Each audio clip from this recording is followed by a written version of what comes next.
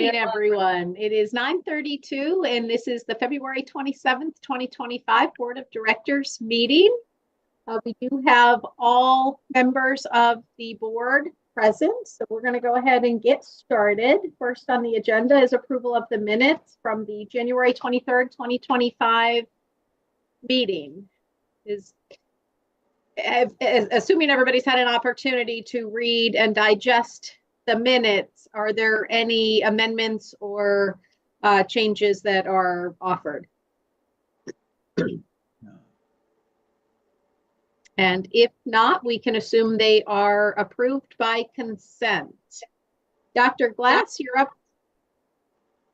Thank you, Madam Chair.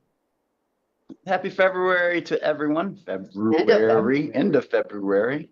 Next slide, please.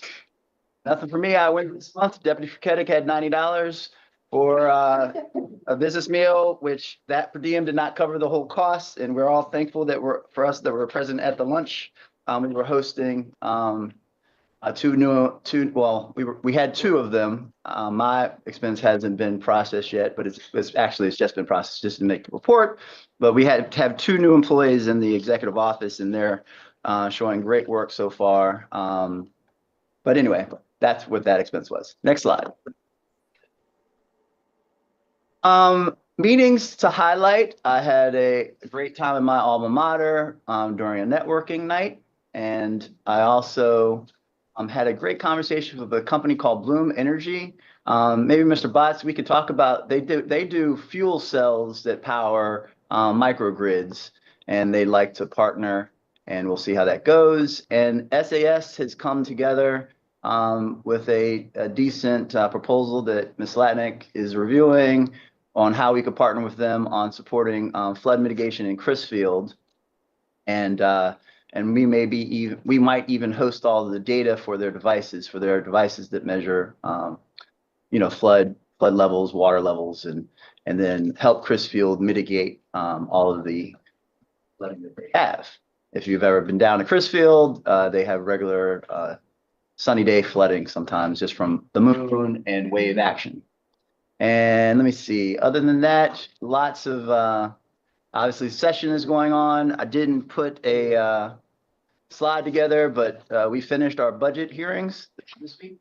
So we had 4 in 3 business days. We had 3 questions. One related to AI, which I will give you all the briefing on. And the other 2 were related to, one was whether we would maintain our hiring because of the impact to the state, and the other was, did we believe any federal grants were still coming towards us? This was related to the Department of Veterans Affairs and a project where we have been funded by the state, but we believe a federal grant usually comes. So we remain optimistic, and we just expressed that optimism. But the senators did not share the belief that we should still remain optimistic. So anyway, we move on. Other highlights from this.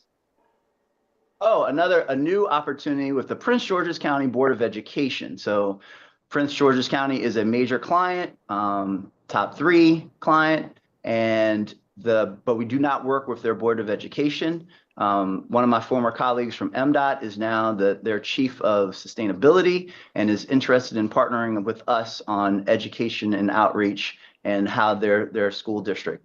And I know some of the senators and delegates in Prince George's County are interested in environmental education, and with the operation of the Imperial Recycling Center, Imperial Recycling Center or Municipal Recycling Center? What's a MRF? Anyway, you know what I'm talking about. With the recycling center and with the food waste composting that we have there, we could partner and have tours and really bring more use to those facilities so they understand the full cycle. And the DME is right there too, the durable medical equipment. So lots of rich opportunities to work with the Prince George's County Board of Education and the Department of Environment to expose the youth to all of our technologies. That's longer than I usually spend on that slide. So moving on, next slide. So I want to make the board aware of a major effort that really starts with a key performance indicator. And as you can see, over the last 5 years, there's been significant improvement in the time it takes for us to pay invoices. The goal is to pay 91% within a month, within 30 days. And so we've had a couple of tangible results drivers on this, Mr. Razik and now Ms. Fritz. And you see that we have reached an asymptote that is not at our goal. We're not fully there yet. We are doing pretty well in 60 days. But one of the issues with this, and I know for everyone that has dealt with purchase orders in the past, is the question of, and I always tell the example of I've known about POs and carbon copies of them since I was in graduate school 35 years ago. And I would have to get a PO with an actual number on it, call the vendor and get the price, fill that out, and request the carbon copy from an administrative assistant in the department. And well, the next slide explains this process. And then after I asked for the requisition, got the PO number, I placed the order with Fisher Scientific or Cole Palmer, my dominant vendors in graduate school. And then I would wait to receive the supplies. And I was always doing goods. I wasn't ordering a service as a graduate student. And once I received the supplies and had the bill of lading, I would take the last carbon copy back to that administrative assistant and process the payment. And then I didn't know about accounts payable at the time in graduate school, but the University of Colorado would then pay Fisher Scientific or Cole Palmer for said supplies. Very straightforward. What I knew about was a 5-step process. And that's the same basic process that exists here at MES. Mr. Patel has always led an internal customer service finance department that no matter what would want to focus on paying the vendor. And so the problem is only if someone did not go through the process of making the requisition before they called the vendor. And so there was a process. Dean Johnson is the only one in the room. I didn't really have this made as a slide, but there is a process where finance developed the way for accounts payable to pay without the process being followed. And so it's fine. It's something that has been done in the past that was a workaround, but we are in the process of making sure that by the end of this fiscal year, everyone is trained properly, everyone knows the process, and vendors know that we will not pay them if they don't have a PO number.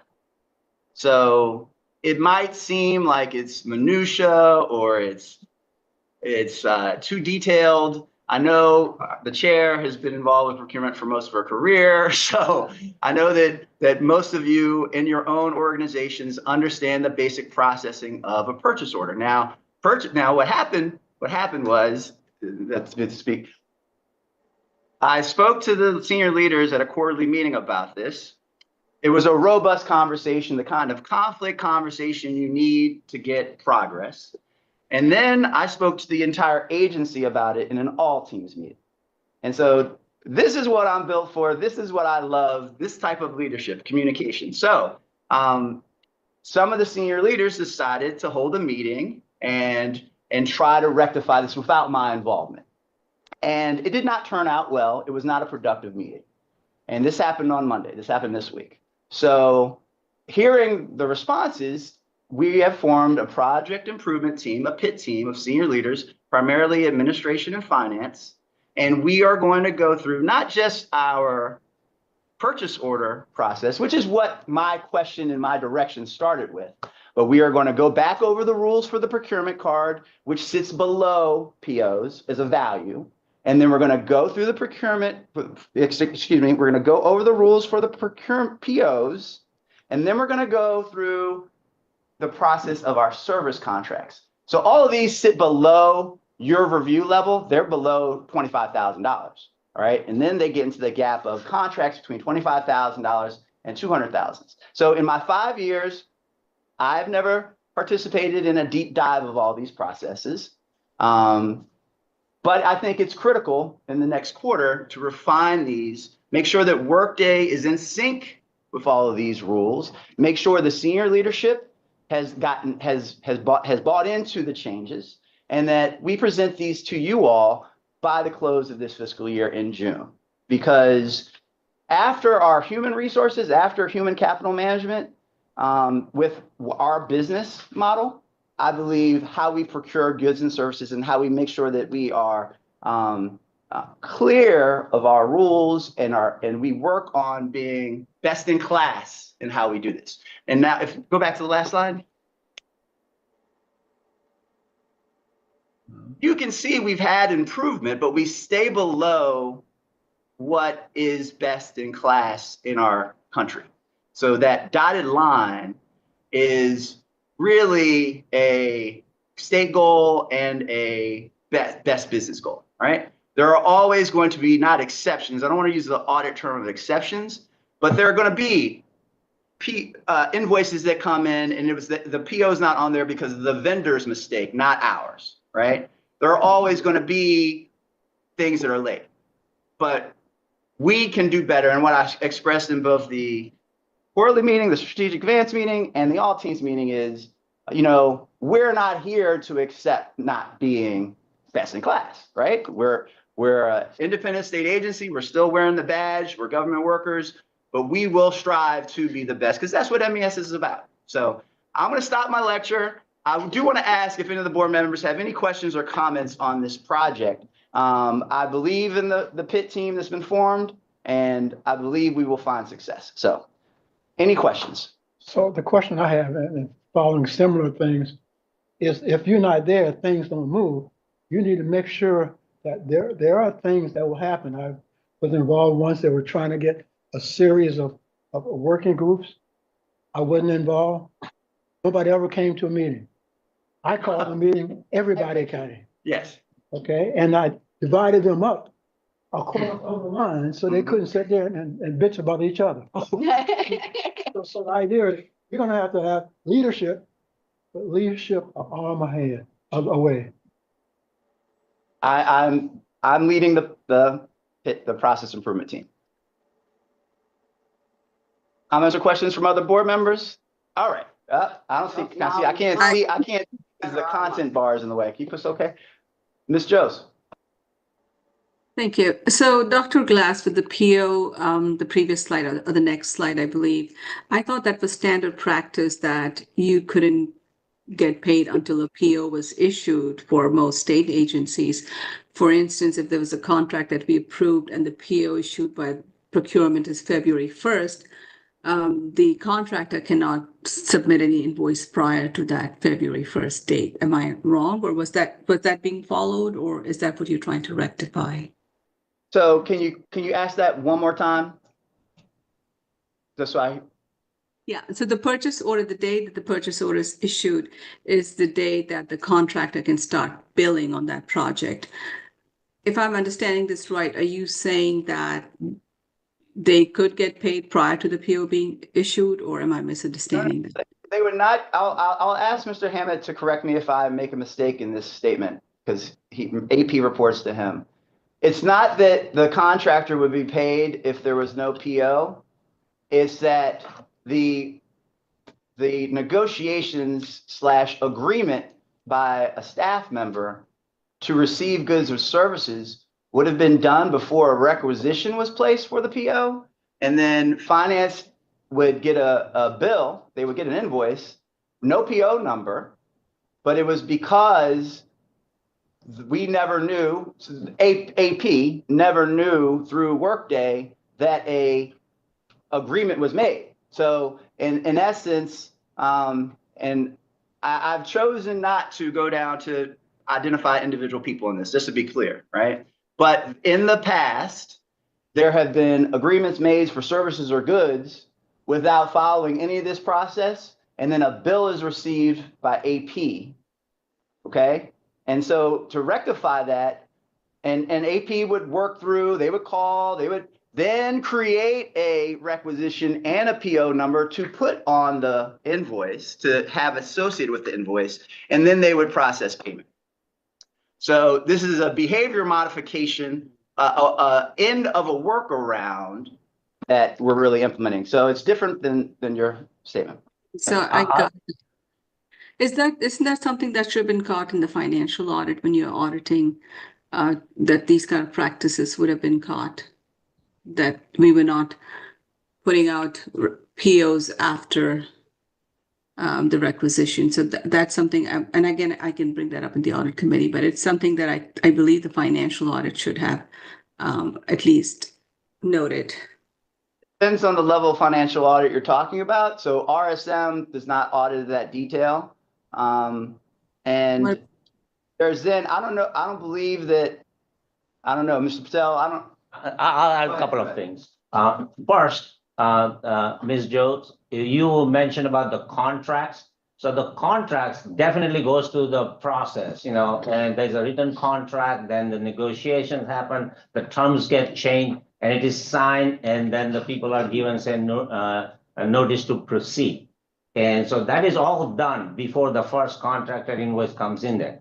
This is mainly related to the purchase order, where we are buying goods or services, you know, under $25,000 or, you know, $500, and all different kinds of goods or services. And it's a very high volume of purchases in thousands of transactions. So what happens is that if somebody needs a part at the site, they will order it, get the part, but they did not put the requisition in the system. So when the accounts payable receives the invoice and we cannot find anything matching in the workday, we send every week a spreadsheet to all the groups, say, hey, we have these invoices, but we cannot find the matching. Then they start the requisition and purchase order. So by the time we pay, all that is, and you know, so we won't pay until all that, but it's done after the fact. That's what we are trying to correct. And so RSM does not do the internal control review. They say, you know, they just look at the overall internal controls and say it is sufficient, but they don't go into the detailed transaction. For them, the materiality factor is very high, kind of like $100,000. If they think that some of the process will cost $100,000 or error or something, they may concentrate on it. So that's why they don't go into this detail of purchase orders and process. Okay, thank you. It looks like you guys are trying to rectify internally, so thanks. Last call for questions on this topic. All right, thank you very much. Next slide. So one of the questions, well, the question from Senator Rosapep in our Senate operating committee meeting, and when we went to the Senate on our operating budget, the last question, and it actually, Chair Jackson actually reminded Senator Rosapep to ask us, because we were last at every one of our budget hearings. So we had to wait like, you know, 5 hours sometimes. Anyway, we get paid, we're happy. And his question was, what is MES doing for AI? Now, I've been, I/we/everyone, not just I, MES has been baking this for a couple of years now, since ChatGPT came out. We've had, and Mr. Coleman said, you'll never go to ChatGPT for legal advice, and we do not use ChatGPT for legal advice. We don't really use senior leaders do not use ChatGPT for our work because we turned on Copilot. So Office 365, we pay them a lot. We pay Microsoft a lot of money for our whole Microsoft ecosystem. And for $30 per person, we turned it on for the executive class just a couple of months ago. And it's got a work side and a web side. So it has access to our data. Microsoft already has all of our data. Everything is saved in the cloud with our emails, et cetera, and backed up on our servers on-prem. On premises. See, I'm learning some of these IT terms. Anyway, so we turned on Copilot, and we're using that. We have also turned on the help assistant with Workday. And inside Workday, there's now a magnifying glass. So if people have questions, they can ask it with that magnifying glass. But also recently, we connected Workday to Teams. So people can just work in Teams. And finally, let me read this last part because this gets a little, we also have developed an MES chatbot in-house using industry tools at no cost to MES. That chatbot is designed to assist employees with department-specific questions, policies, and procedures. It will also offer pre-built templates for emails and reports, helping staff save time and maintain consistency in communication. And so we've been working on these things. These tools do not access any PII, any personally identifiable information or other sensitive data. Employees can only retrieve their own personal information, ensuring data security and privacy remain a top priority.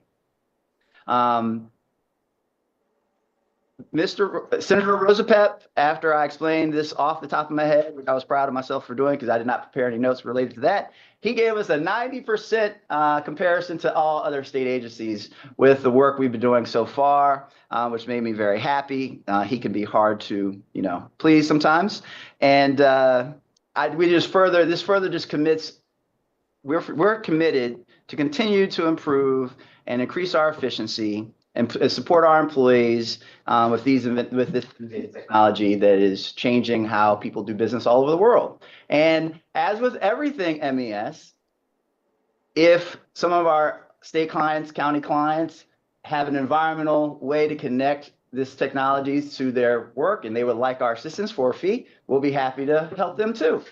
So we're really going well with this. This has really turned out well. I ask a question every day. I try anytime I'll stop a meeting, Mr. Patel says something, I'll just ask the question, and it's really powerful. So if you all want first of all, any questions, but if you want any assistance in your own organizations, please just let us know. Next slide. And finally, I promised you that I would have a new long list of things to do. And there are very few things on this list that are repeats. We have configured a recycling material checkbox. This is related to one of our KPIs in Workday. It is already in production and we're already gathering data. We have completed a really flashy comprehensive services document, which I'll have to ask Merkel to send to me or send to Ms. Fuller so we can send to you all, because it is really a flashy document that goes over all of our services. We do have 2 agreements remaining with 2 state agencies, but our budget chair for operating on the House side was happy with the work that legal did for the last year. Legal and water wastewater did in really getting almost all of our state agencies that we have long served all formal agreements done. And the other 2 are in the works. And I did see Maryland Military twice in budget hearings this week. And they say they're going to call me and go over the last fine details of why they won't sign. Bless you. And DNR is actively working on theirs. And, it's in legal.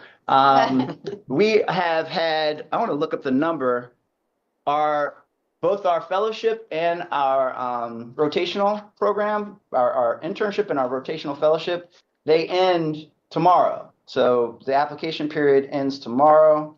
And in my, I've assigned one of the new staff to take care of this and shepherd it through. And she's been having meetings. And I believe the numbers were, I went too far. Something on oh, here we go.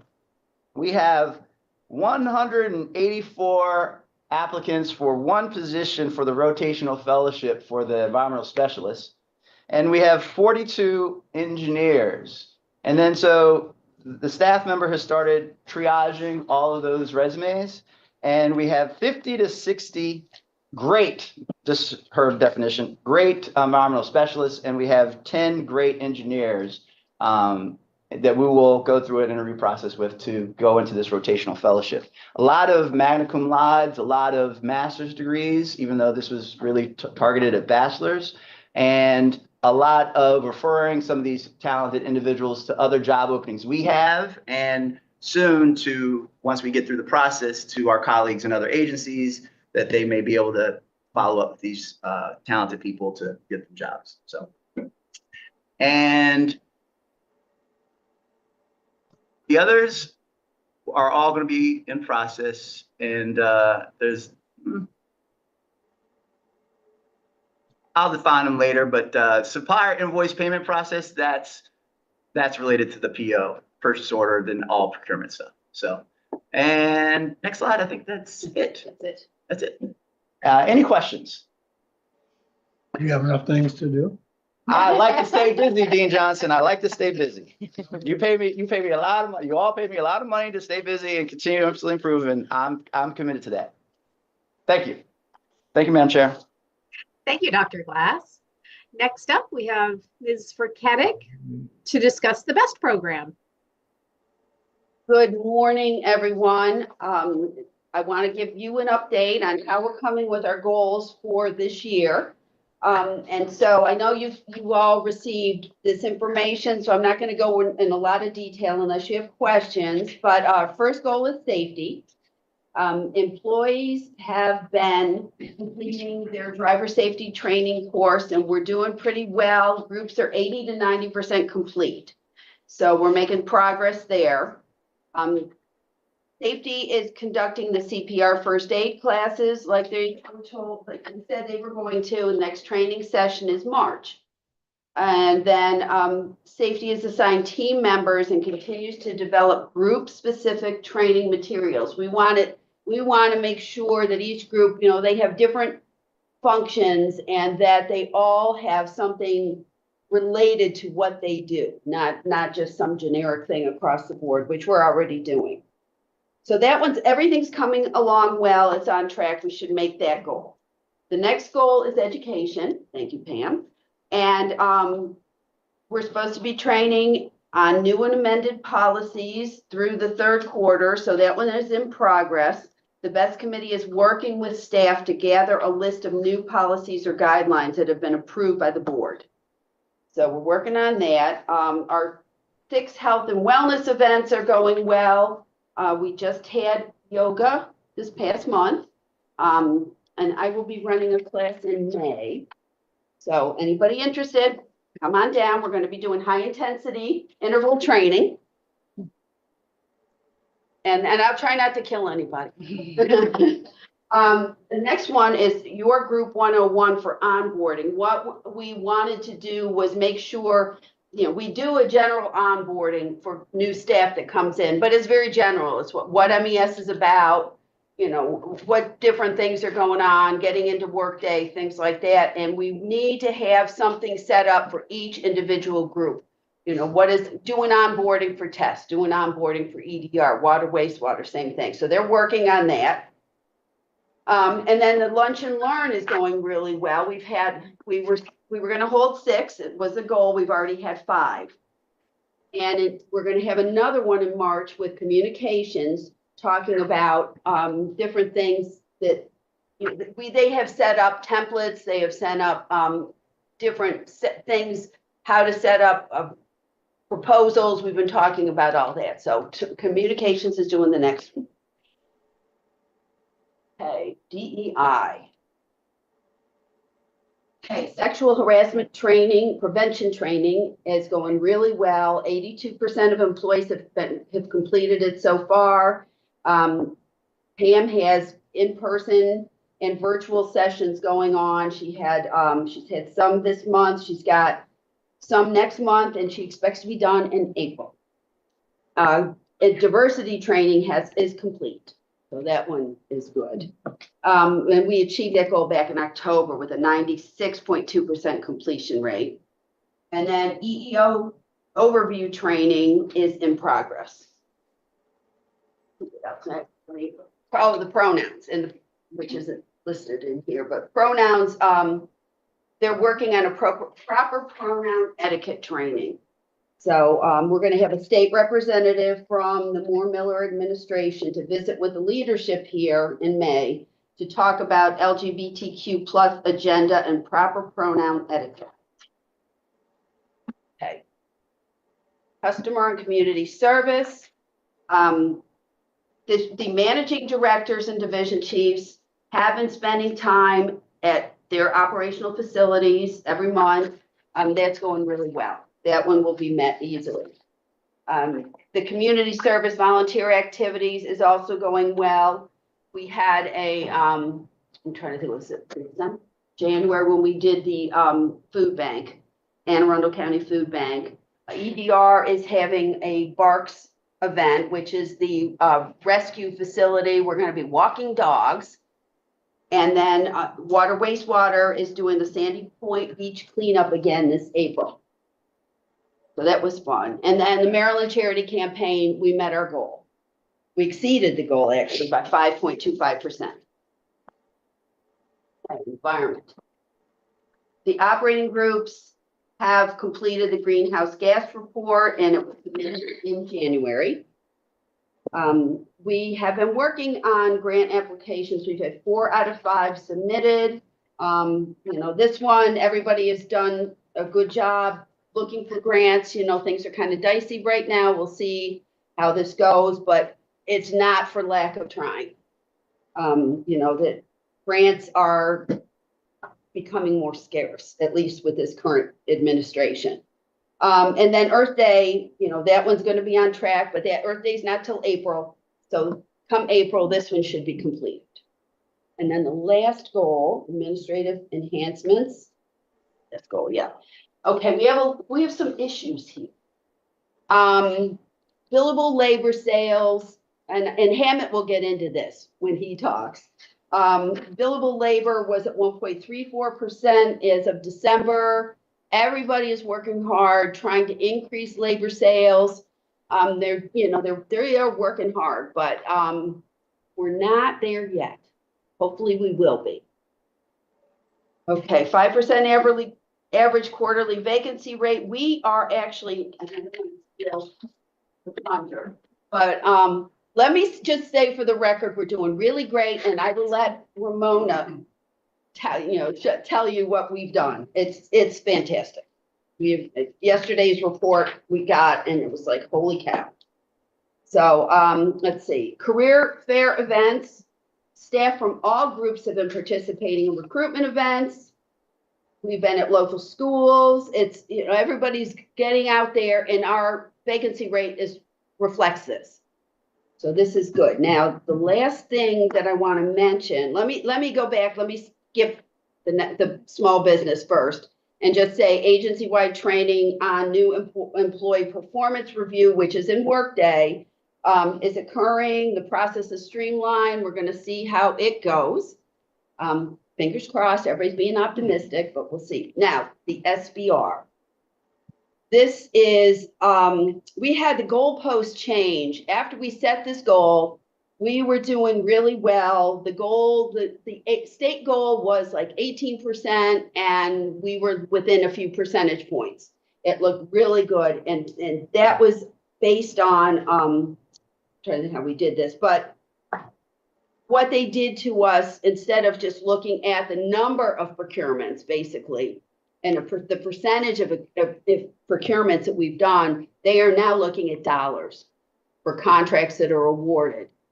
And there's a new 20% target to this. But what we're finding is, as far as the SBRs are concerned, that's usually our engineering, our AE contracts, or maybe some purchasing that we can do with SBRs. But we have a lot of major construction projects that are high dollar, and there are no SBRs. So we're hoping that we can increase what we're doing, but I'm a little concerned we're not going to meet that goal. So that's it. If anybody has any questions, I'll be happy to answer them. This is Brennan. I have one question. Yes, sir. On SBR goals, so would you say that our compliance there or our progress to go there is somewhat out of our hands because the SBRs are just not there for a lot of our larger projects? I think so. And Winsome is over here nodding, our procurement chief. It's hard. It's going to be really hard. They aren't there. Yeah, and I understand, and I appreciate that. And with a goal of 20%, I mean, what do you think is a more realistic goal for that? Yeah, maybe 12 to 15%, something like that. Okay. That's helpful. Thank you. Yep, you're welcome. Anyone else? Right. Thank you. Thank you, Ms. Frakatic. We have the new business report, which we have one slide of those items. After a brief review, please let me know if you have any questions.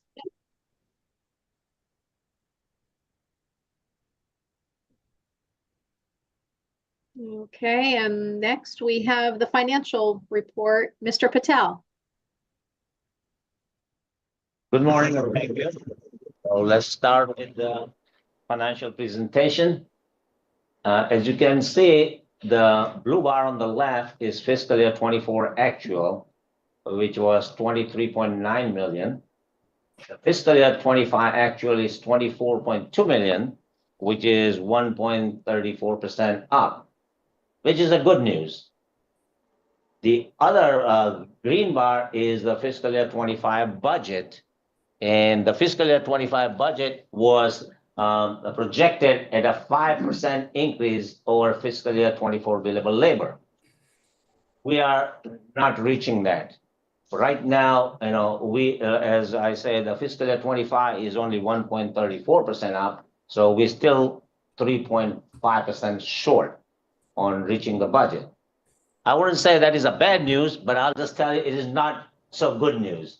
But in the future slides, I'll explain that that is not a major concern for MES financial position. Next slide, please.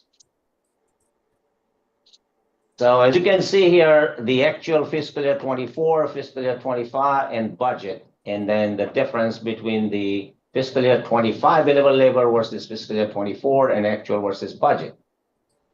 Water and wastewater and tests. Both of those groups are lower than fiscal year 24. We have not seen over the years, I would say, decades, that our billable labor goes down from the previous year. But those two groups are lower than the previous year, fiscal year 24. However, the environmental dredging and environmental operations are higher than the fiscal year 24. And as you can see, it's 5.27% and 4%. So they will probably reach within the budgeted amounts for those two groups. But overall, our fiscal year 25 billable labor is 1.33% higher than 24, but it is still 3.50% lower than our budget. Next one. So here we have actual as of January 24 and actual as of January 25. And there's a little typo in that. The second column which says previous year, it is not the previous year. It is the current year. But as you can see, the billable hours all the time, I have never seen a billable hours go down from the previous. But right now, we are billable hours, we have a decrease of 1,214. Which is only 0.16%, nothing to be concerned about. But it's just that the even billable hours has gone down. One of the reasons is the holidays in January, because depending on the pay period, sometimes the Christmas and New Year's and Martin Luther King 3 holidays fall into January, and then it will reduce the billable labor. Of course, the weather played some role on it too, because of the weather, we our employees cannot work on the facilities. So in December, the billable hours, December 31st, 2024, our billable hours were 7,000 hours more than the previous year. And then all of a sudden we dropped to 1,000 less than the previous year.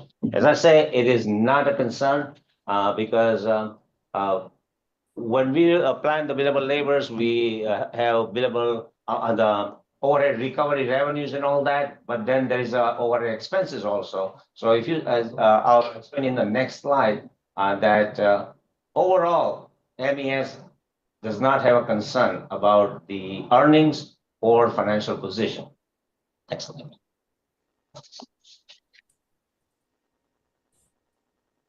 So as you can see here, the budget and full year labor sales were 44 million. Based on actual as of January 2025, we are at 24.2 million, and January 2025 is 24.2 million. Based on that, if you do the projection, it will be 42 million, full year estimate. So we'll have a billable labor loss of 2 million. Overhead recovery will suffer because if you don't have a billable labor, our projected recovery, we're not gonna have the projected recovery. But if you look at the overhead expense, the reduction in overhead expense will make up more than the loss of labor sales.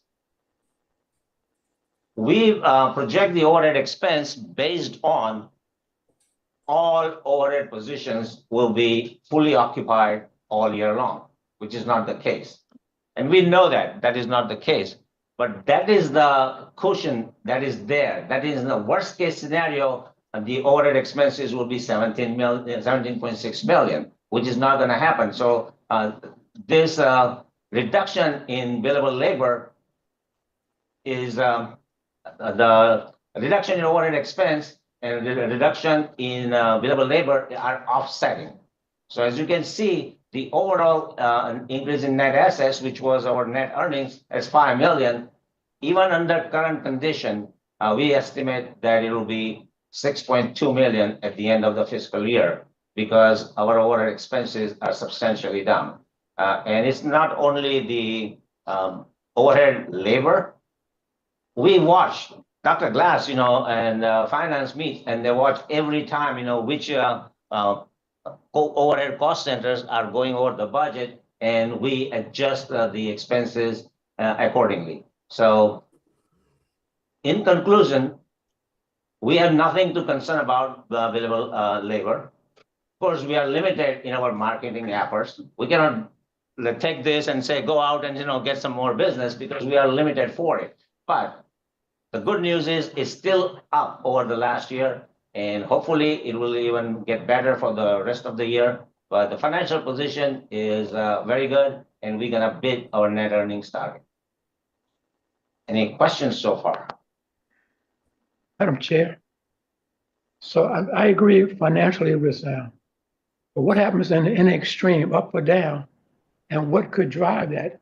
Somehow or another, I think that we should be looking at where we want to be financially and to determine how we should get there, rather than take what we've got and use it. Right? So I think we need to be thinking about what would happen under extremes, one way or another, because things can happen very quickly, as we can see nowadays. And we could be caught with the things under our feet and crying. And we don't want to be in that position.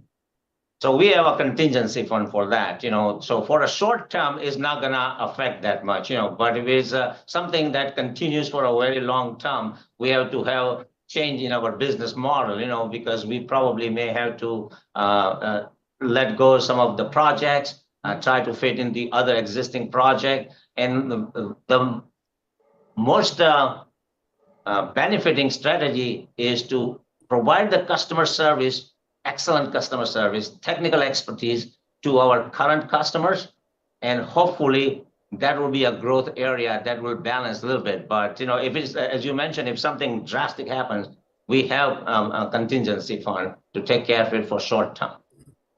So the decision about what things stay and what things go should be done before we're in that situation. Because then everybody's holding on to what's theirs rather than what's best for MES. Yes, understood. Madam Chair. So just to recap, MES is 60 to 65% state funded by other state clients to do environmental compliance work. So drinking water, wastewater, solid waste, energy production for Department of Public Safety and Correctional Services. There you go. And the most at risk, she's not here, Mr. Page is here, but the most at risk is some of the work where we are embedded consultants for state agencies that are under pressure. The state has a $3 billion gap to fill, and our budget negotiations are over for FY26, but anything can happen between now and April 7th, the end of the session. So the delta is the gap between what is you must do for environmental compliance. Now, environmental laws can change, environmental compliance can change, but as long as we have permits, that we are helping clients meet their permits, 80–90% of the work we do is fairly stable, but there is a percentage where if the state agencies are cutting pins, as they call their position, then the contractors, consultants get cut first. And we are in that space. So we have, not just to be brutally honest and above board, we have contingency to help transition if we have lost positions, but we work from other MES, and if MES won't let that contingency go to zero before we have to reduce in force. But I only get that to make sure that Dean Johnson and all the board members are aware of our process. But when we have lost major projects, environmental ops, when we lost Baltimore County's recycling, most of those staff were hired by Baltimore County or Waste Management or whoever in that facility, and others were absorbed into other openings in MES. So that's how we would function through a stressful period. Thank you. Which incentivizes us to work hard every day. Keep those customers happy. Keep the customers happy. All right, so if there are no questions on the financial statements, we'll go to the next slide. Well, I do have one question. So on the previous, I think it was 2 slides ago, you showed, the change in expected billable hours for tests and water wastewater. This slide, do we know what's driving that reduction, and what are we doing to address that? So for technical and environmental service, as just Dr. Glass mentioned, those are the smaller projects, the specific projects. So some of them, we get the GIS mapping gets over in 6 months or so. I have not gone into the detail. I'll definitely talk with Tess, but in just last 2 weeks for Tess, we have so many new proposals. And that I mentioned in one of the previous meeting also, GIS is probably a good potential area where, a lot of these cities, counties, they may have their own GIS departments, or they may not be using GIS to the fullest extent. So I think the test very likely, because of the nature of the contract short term, and there are new contracts flowing in there, we will do a little better, but we'll study a little more on it and see specifically, what kind of projects we are losing, and concentrate on that. As far as water, wastewater, I don't know, because a lot of those are operations, and the billable labor, has increased. But definitely, we'll dig into deeper to find out exactly what projects we are losing. Well, and I think for wastewater, they're doing better now, but they've had a lot of vacancies. And their vacancy percentage now is 3 point something, and it was a lot higher, so. Senior leadership too. Yeah. Rex, we had a bunch of high paid. Yeah, that's true. We had several high paid people that left, so. So the water wastewater negative there is driven by vacancies and just the fact that we didn't have bodies to bill time. I think so. And during the presentation that we're going to do for water wastewater, we're going to give you some updates on, what we're doing to create the line at the door to come in, and also retention and looking at different opportunities to draw more people in to the operator and training groups. Okay, yeah, that'd be great to hear. There is some potential. Oh, I'm sorry. There is some potential for new work. We met with Public Safety and Correctional Services yesterday, and they would like us to take care of, manage their distribution and collection systems, do like valve exercising, things like that. DNR, I think, is same thing. So this is potential new work for water, wastewater. And then the PFAS. Oh, and the PFAS. Opportunities that we're looking at various locations. Okay, great. Thank you. Okay, Mr. Patel, I think you have one more slide. So, yeah. So this is very good news for MES. Since we have issued the bonds for Midshore for almost 20 years, we have to report. There are a lot of conditions on the bonds, that you have to report on the annual and the tonnage, the revenues, the recovery, our position, our balances to pay back the bonds. And there are almost 13 items that you report every month. MES has hired, and I'm pretty sure most of the governments or whoever issues the bond, probably DAC Bond is the biggest company who provides, that's a digital accuracy certification. So they provide, we submit all our reports to them and they provide the certification. And then they make sure that all the requirements that was for issuing the bonds is fulfilled. Every month we get a form, and I want to recognize Maria Bowman in finance department. She fills it out and say, okay, these are the no changes and all that. What basically they're looking for is, do we have any serious concerns about our financial position, which we don't, so month after month, that is not, or did you issue any new debt? All those information has to be filled out in that form every month.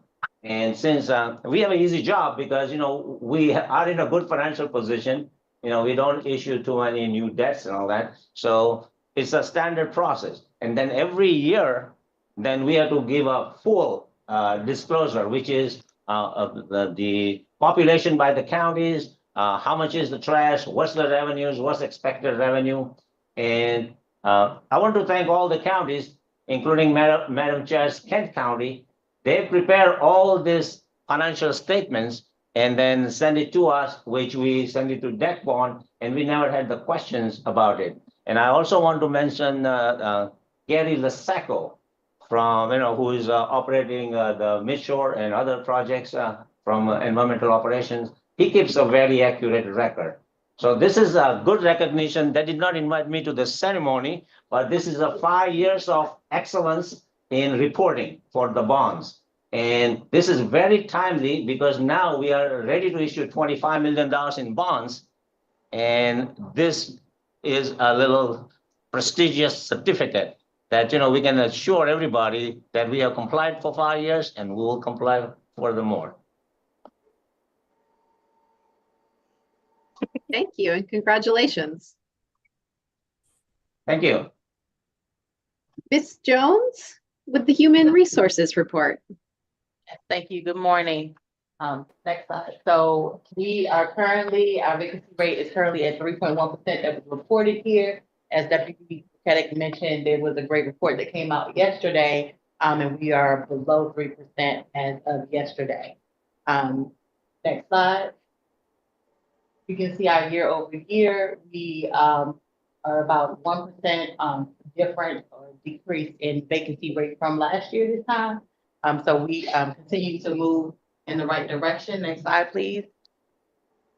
To support that, we continue to identify recruitment events and efforts and looking to partner with some of the high schools to support our ORT program. So we have a full list for March. And next slide. We are building our recruitment out for April as well, continue in our efforts. And that is all that I have to share today.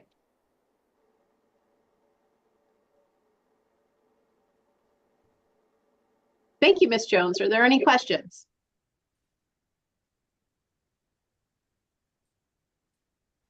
Hearing none, Ms. Condra with procurement. And I believe today we have 8 items because number 1 has been removed from the agenda.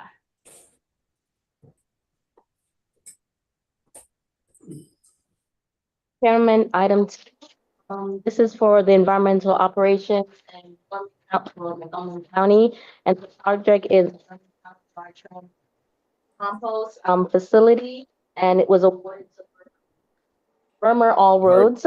But I'm having a hard time hearing Ms. Condra on the phone. Excuse me? Is there something blocking the microphone maybe, or? Oh, sorry. Can you hear me now? I can. Thank you. That's better. You were in and out, so you were very clear and then it would fade away. So Look, something, My the book. direction or something. All right. This is for the environmental operations for the Montgomery County, for the project Montgomery County Yard Trim Composite, compost facility for Vermeer, all roads. It was I think I said that. Vermeer, all roads, for the amount of $654,161. This is a one-time purchase, so an MB goal wasn't set for this. Is there a motion to move this to the floor? So moved. Question. Thank you. And a second? Second. I can't hear you. I have a question. Yes, please. This a replacement or additional equipment to what we already have? Still be a replacement piece of it. Thank you. Are there any other questions or discussion items?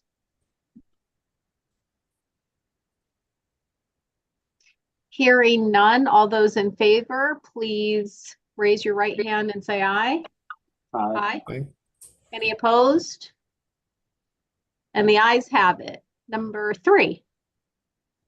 So this is for the Environmental Dredging and Restoration Group, and the project is Popular Island Ecosystem Restoration Project, Hart Miller Island Dredged Material Containment Facility. And this was awarded to the Vanes Brothers Company for the amount of $617,500. MBE goal was not set. Only one contractor is available and capable to provide the service within the compliance of regulations. That's why an MBE goal wasn't met. Thank you. Do we have a motion to move this to the floor? So moved. And a second? Second. Thank you. Any questions? Okay, hearing none, all those in favor of approval, please raise your right hand and say aye. Aye. Any opposed? And the ayes have it. Number 4. This is for the Environmental Operations Group, and the project is Sandy Hill Landfill Flare and GCCS upgrade evaluation. And it was awarded to, it's a change order. So the contractor is Geocentech Consultants Incorporated.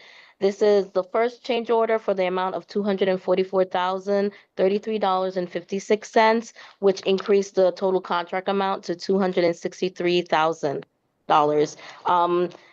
MBE goal percentage wasn't set on this, but to date, there is going to be a 19% increase with the change order. So this change order is going to involve a MBE. Okay, is there a motion to move this item? Madam Chair, I have a question. Okay, Ms. Contra, I see the original amount of this contract was only 18,000 and the change order is for 244,000. Was there a significant change in scope? Yeah, Tim Ford would answer that. So in 2024, the landfill gas emission regulations changed. And as a result of that, we knew there was going to be needed changes at the Sandy Hill landfill for Montgomery County. So we went to our A&E list and engaged Geosyntec to do an analysis. And subsequent to that, MDE had specified the type of flare that was going to be needed. So we moved to a full-scale design and bid for that new work, which was significantly more money than the original analysis. So it's a change in scope, to answer your question, but the scope was to, following the recommendation from MDE, was to move towards a full-scale project. And again, they're in our A&E shortlist, so it fit. So this was not bid out. The recommendation was made by MD and Geocentric. In theory, it's bid out through the A&E shortlist process. And so with the A&E firms, you make a recommendation for award based on their qualifications and experience and their ability to do the work. since they'd already done the analysis, initial analysis, it made sense to continue forward with them on the, but it's through the A&E process. So AE is all engineers, and it's the shortlist that they have all went through the proposal and the competitive process already initially, so we can generate that list, that short list. So they went through that process. So it did go through a competitive bid just to be on the AE shortlist. I understand that, but were other AEs also allowed to submit on that? Or just Geocentric was what was picked? Ms. Jost, are you asking whether other A's were given a chance to bid secondarily on this particular task, or are they? Yes, because I Yes. understand the shortlist process. I do this on a Yeah, daily basis. My I know question you're- is, Yeah. Yes, so how the process is when there's a we submit a request for proposal from the short list, and then it all depends on the contractor on the short list if they would like to respond or not. And so Syntax might be the only one, Geosyntax might be the only one that responded to the proposal. So they all have a chance that everyone on the short list was notified under that category, yes. got you. Thank you. Okay, is there a motion to move this onto the floor? So moved. Thank you. A second. Second. Thank you. Are there any questions or items for discussion?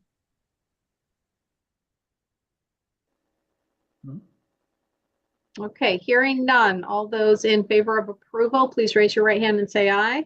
Aye. Aye. Any opposed? Motion passes. Number 5. So this is another change order from the Environmental Operations Group for the project BSRSL Leachate Pre-Treatment Facility Upgrades. The contractor is EA Engineering Science and Technology Incorporated, PBC. And this is the second change order for the amount of $137,431.87, which increased the contract amount to $1,278,964.87. The MBE goal set on this is 32.2%, and participation to date is 37.48%. Thank you. Is there a motion to move this to the floor? Madam Chair, I will be abstaining on this contract. Okay, thank you. I'll move approval. Thank you. Is there a second? Second. Wonderful. Any questions or items for discussion? Okay, hearing none. All those in favor of approval, please raise your right hand and say aye. Aye. Aye. Any opposed? And Ms. Joes has abstained. Number 6. This is for the Environmental Operations Group again. The project is Brown Station Leachate Pre-Treatment Facility. It is going to be a competitive seal bid for the amount of $225,000 and $225,600. And the MBE goal set is 0%. As it noted here in the notes, there is a 0% MBE goal listed for this bid. The value of the bid exceeds the 200,000 lower limit, so a sub-goal determination was investigated. Upon this investigation, the recommended sub-goal total plus the 2% margin equals 18%. Once the bid was sent to solicitation, the total MBE response goal for the procurement was 0%. As such, there were no certified firms for the supply, and the MBE goal for the contract award was 0. Thank you. Is there a motion to move this to the floor? So move. I have 2 so moved, so I'll consider that a first and a second. Any questions or items for discussion on this item? I have a comment. Yes. In this project, in case you need any expertise, this was an area that Dr. Glass did on his PhD. Serious. So I just want to know that we have some technology to use if we needed to. Oh, nervous. It is a beautiful SBR system, by the way. Okay. It is it's just like my reactors in the lab. That's it. Psych. No, it wasn't.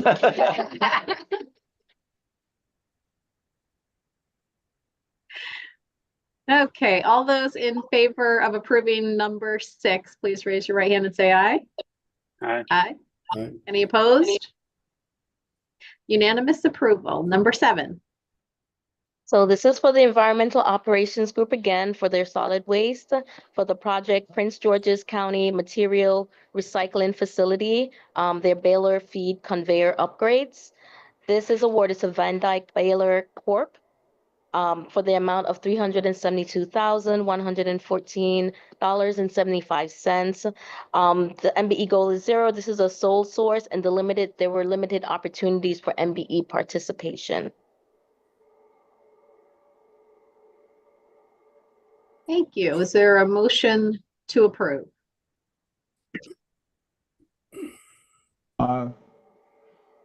Thank you. Is there a second? Second. Wonderful. Any questions? Items for discussion?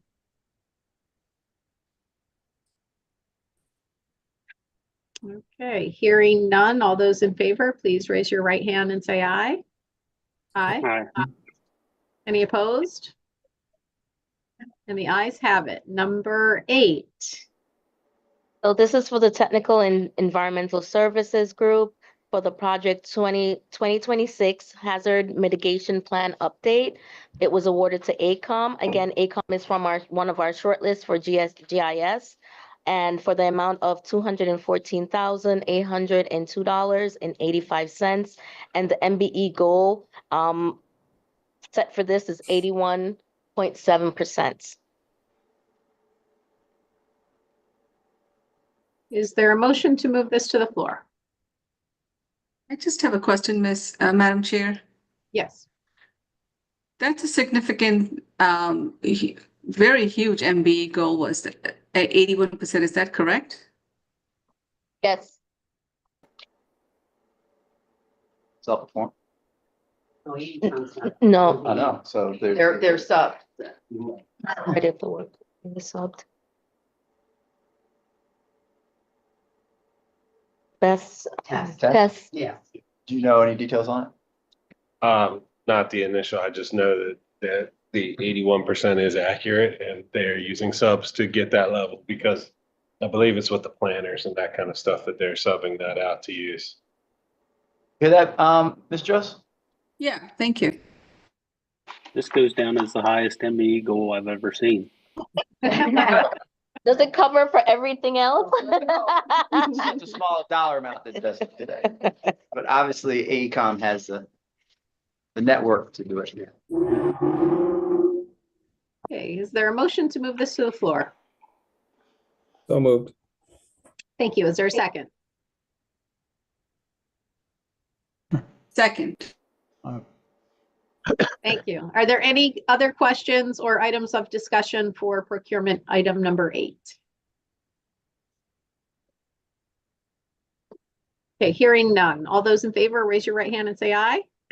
Aye. Aye. Any opposed? The ayes have it. Number 9. So this is for the Environmental Dredging and Restoration Group for the project Colgate Creek Dredging and Innovative Reuse Project.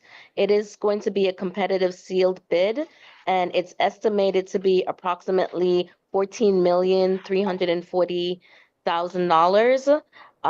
And the MBE goal set for this is going to be 10%.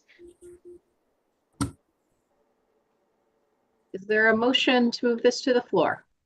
I have a question. Okay. Will we see the bids when they come in?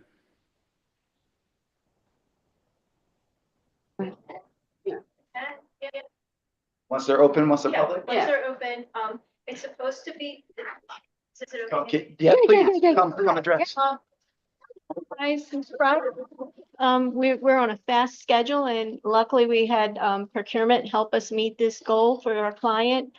We have a limited window of opportunity to bring the the material into our Cox Creek facility and geotubes, get it to dry, remove that from the cell, so then we can start continuing to dig out the borrow material that we want to get out before dredge material will be coming in again. So big thank you to Keon. I think he was the project. And Winsome helped, and Tim Barnes. But bids should be, I don't know the exact bid date opening, but it should be around 45 days later. So we're but we can- basically just approving the expenditure of up to 14.3 million. Yeah, because of our accelerated schedule to get Okay. this job done as soon as possible, we wanted to get board approval sooner. Okay. You add polymer to the geotubes to help with the dry fast.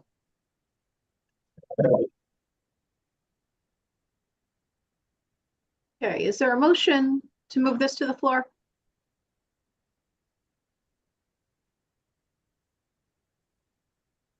So moved. Is there a second? Second. Thank you. Are there any other questions or comments? Yeah, Madam Chair, I just have one question. Yes. Where did the 20% contingency come from? Is that a MES estimate, or did that come from the client, or where did that come from?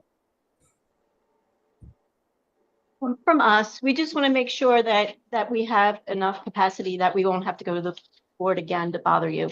Also with dredging projects, it's fluctuates with the market. If there's not as much, they watch each other, they make sure who's going to bid, and that kind of affects the bidding.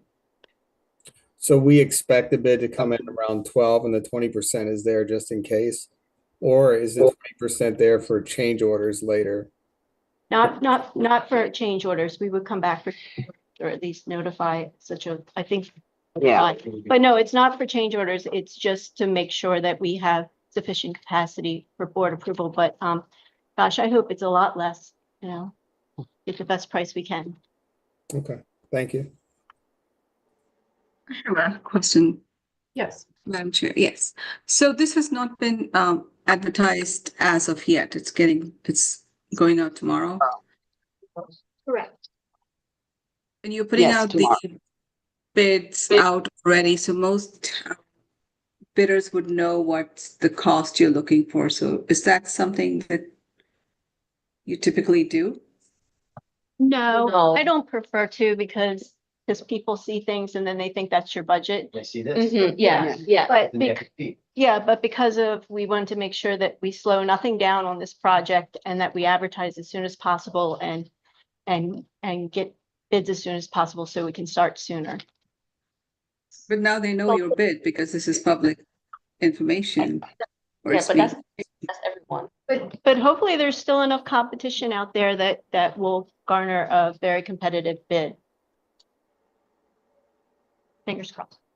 I know that from the county's perspective, we deal with this, especially being a small county, because our line items don't have a lot of projects in it. So as soon as the budget's approved for the year, I mean, people can just look at our budget documents and know generally what ballpark we're in. So I would say that's pretty standard in public agency. Yeah. But we, just to chime in, we put the price on when we do an IFB or RFP out. So, when we advertise it, it's not on the solicitation documents. Are there any other questions?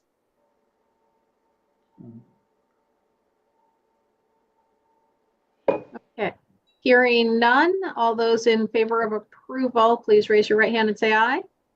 Aye. Aye. Aye. Any opposed? And the ayes have it. Thank you very much, Ms. Condra.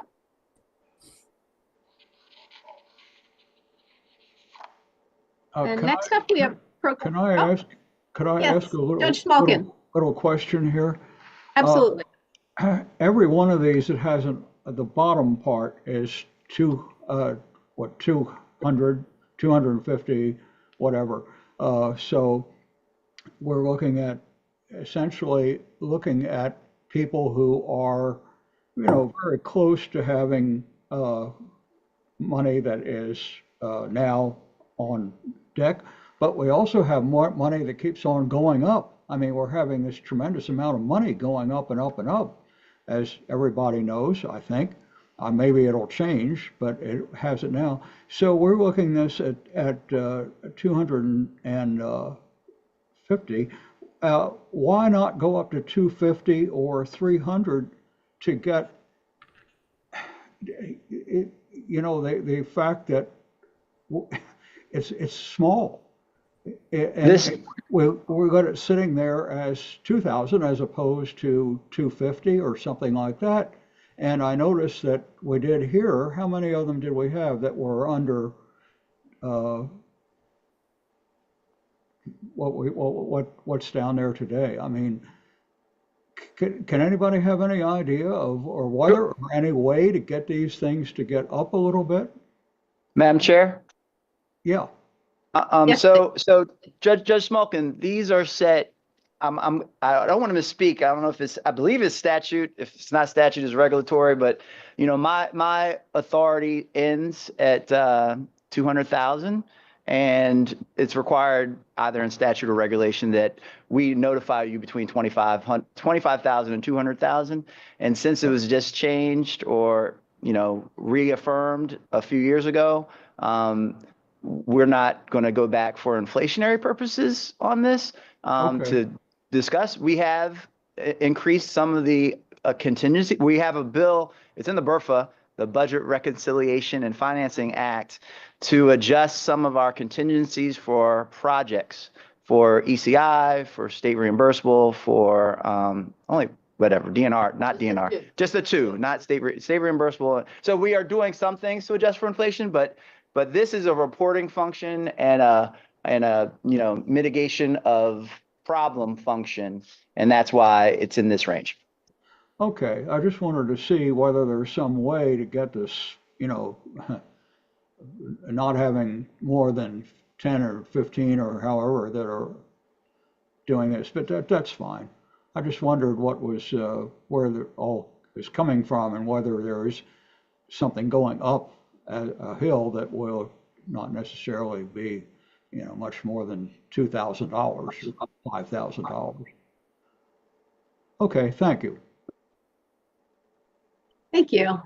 I believe there are 2 pages of the procurement notifications. So as you have an opportunity to look down this page, if you have any questions about specific lines, feel free to ask.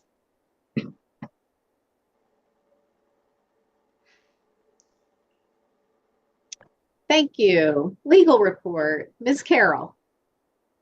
Morning, Madam Chair and members of the board. Oops.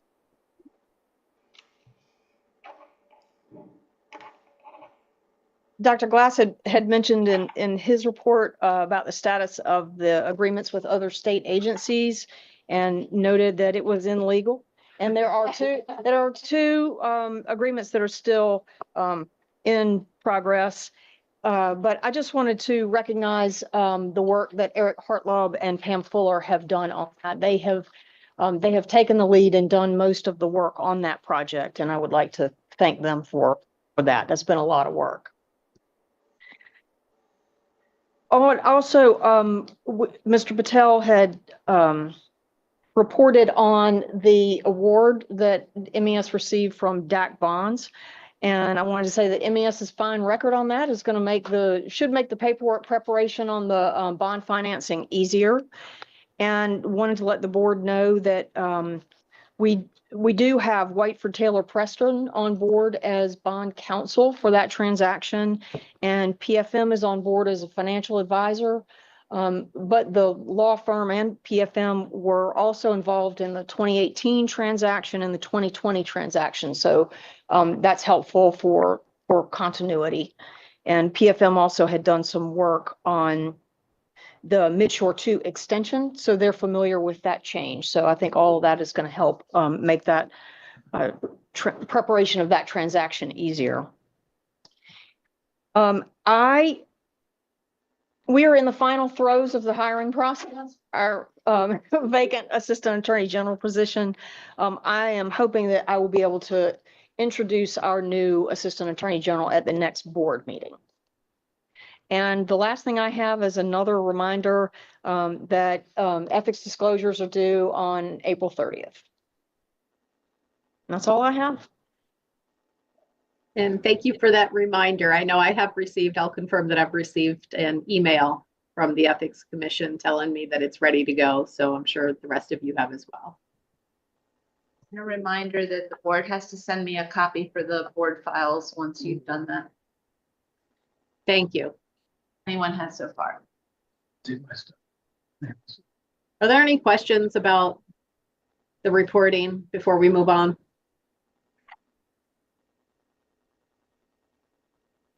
Okay. Thank you, Ms. Carroll.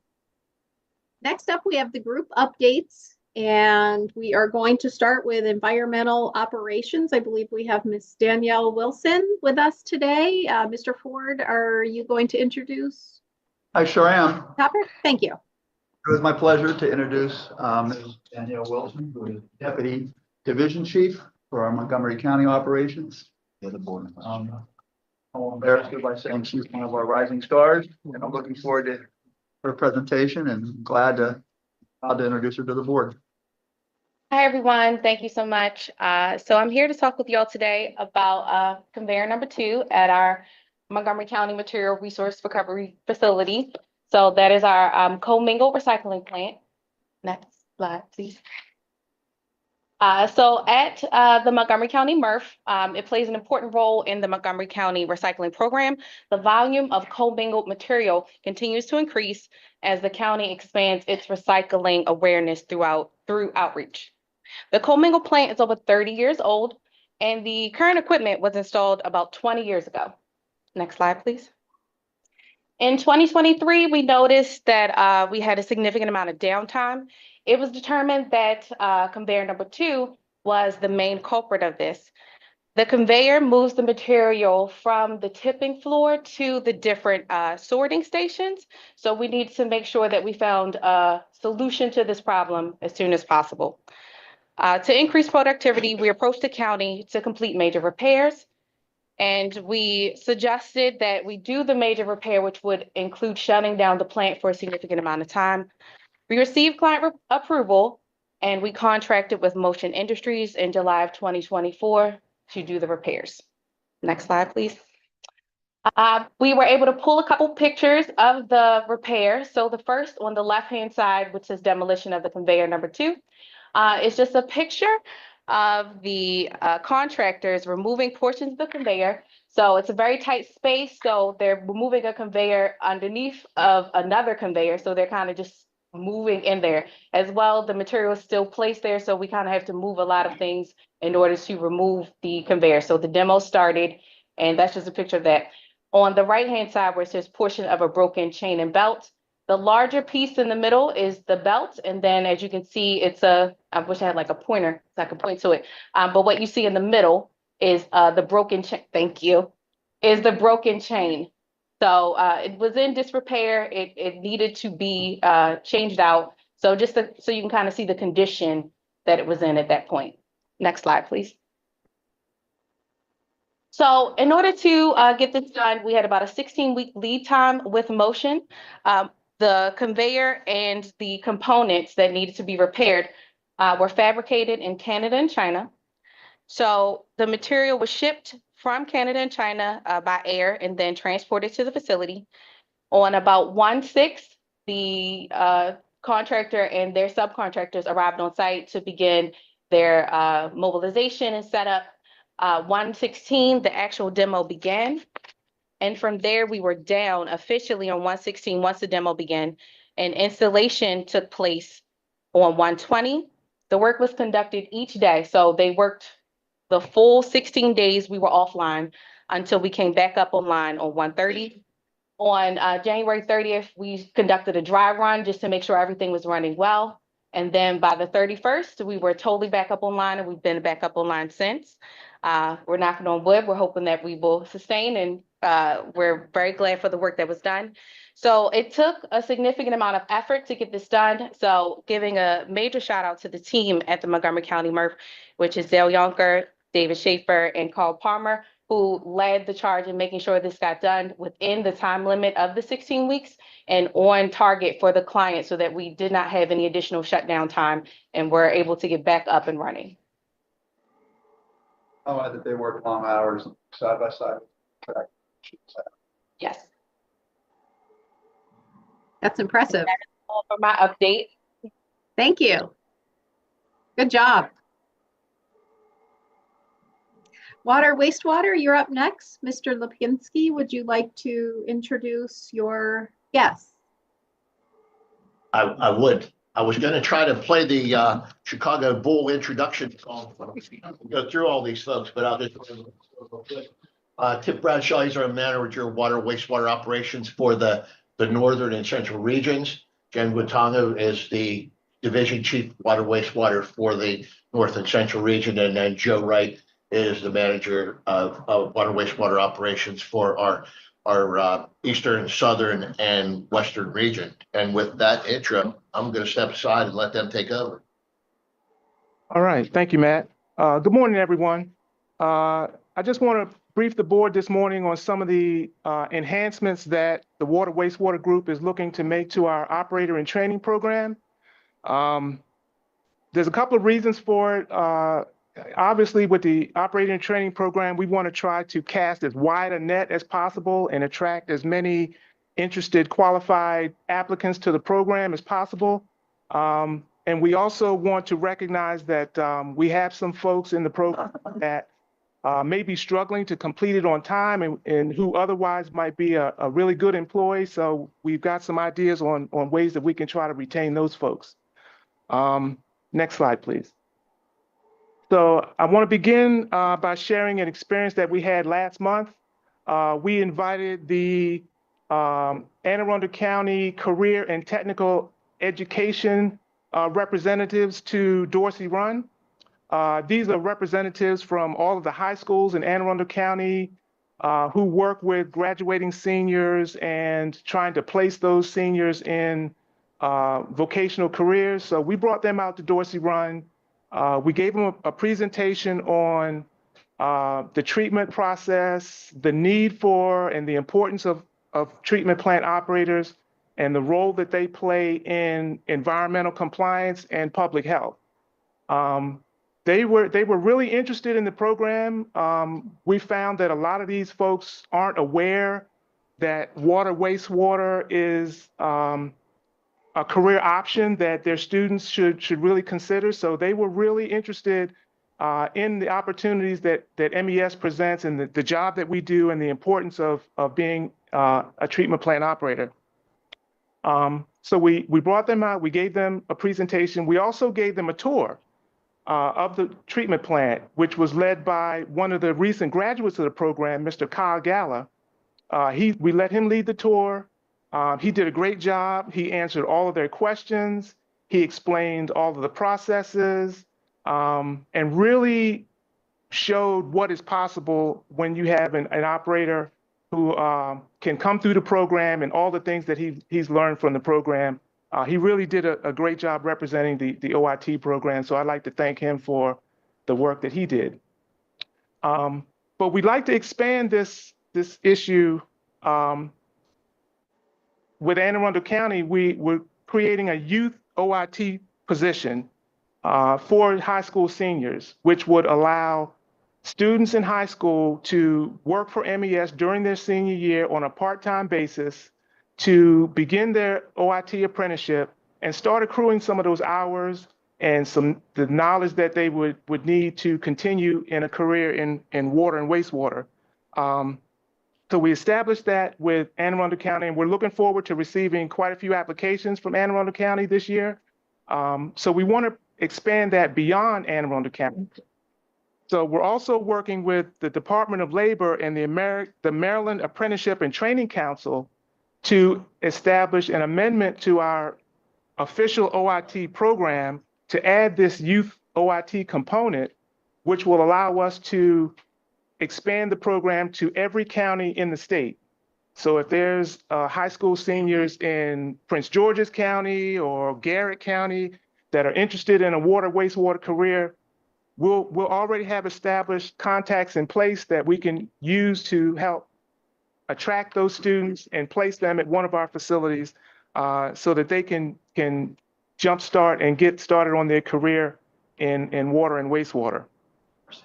and Baltimore City. Baltimore City. I can't forget Baltimore City.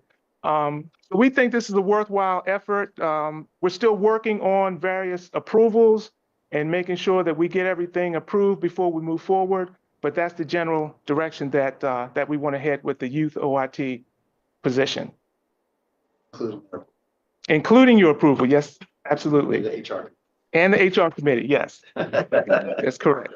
So with that, I'm going to turn it over to Joe Wright to talk about the other enhancements that we're interested in making. I think mine's next. Oh, I'm sorry. Let me piggyback real quick on the back of Tiff's.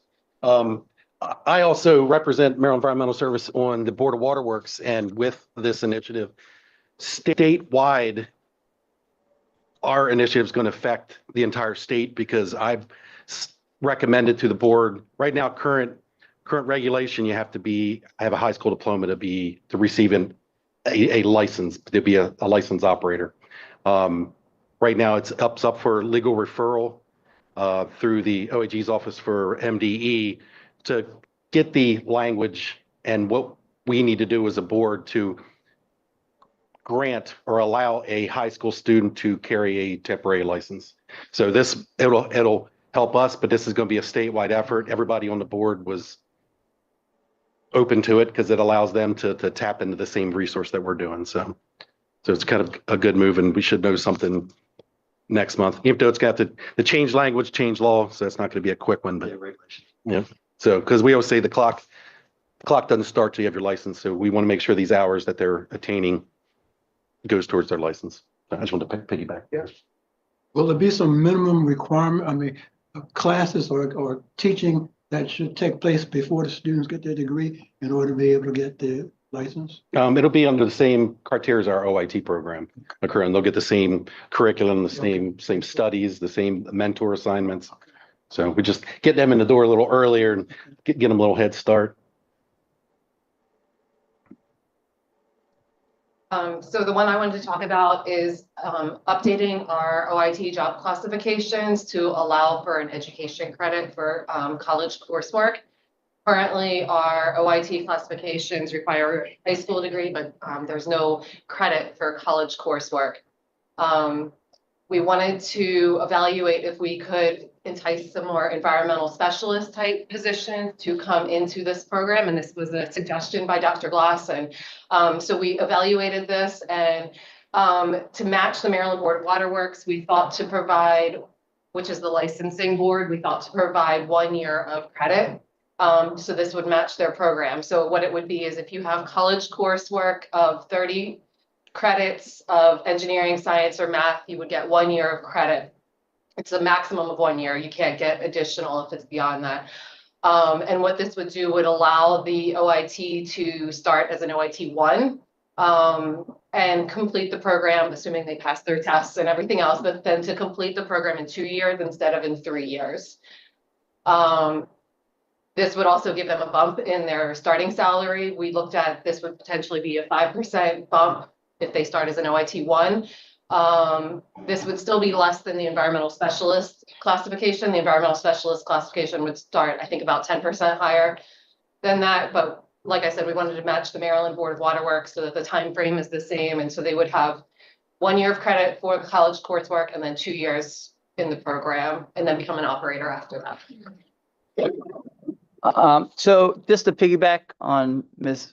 Vijatanga's comments on this, we have so many applications from environmental science, environmental chemistry, biology, and the delta is 10% for starting salary, but with a college degree, adjustments to the board's requirements, a young person a person could grow very quickly. And the training, and this is also inspired by Mr. Lipinski, who had a college degree when he got all of his licenses, and it allowed him to have a very robust career. And if he tells you about all the jobs he had, you'll be there for a very long time. But it allowed diversity of thought, even with an engineering degree. So we're just going to try, because there's so many people out there that are looking for jobs, and we have a need in our operations, and so many people poach our operators once they get licensed that, it would be a great way to have them waiting outside the door to come in. So anyway, just that's all the inspiration behind.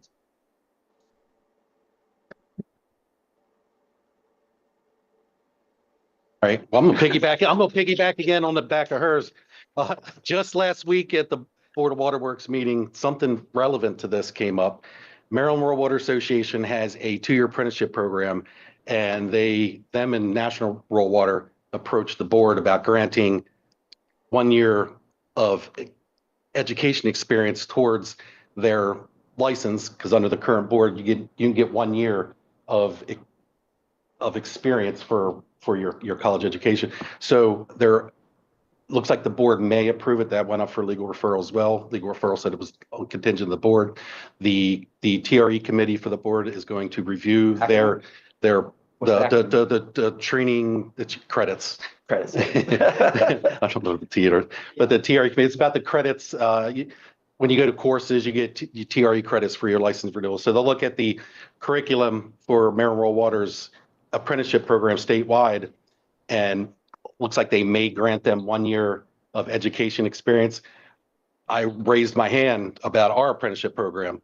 So if they get it, we will submit our program through Greg Wilkinson, our training manager, and see if we can get that same credit for all of our OITs going through our apprenticeship program. There's not many out there. Us, Maryland Rural Water, and College of Southern Maryland, I think they have one. So I don't know what the outcome that's going to be, but there's a chance that we could also be given a year's education credit for our MES's current OIT program. Nice. Oh. So, all right. Well, with that, we were talking about vacancies. We were talking about retention. One thing that we are going to submit to the HR committee for review and hopefully approval is a new classification for our OITs. It's an OIT pending. The goal of this is to retain our good operators.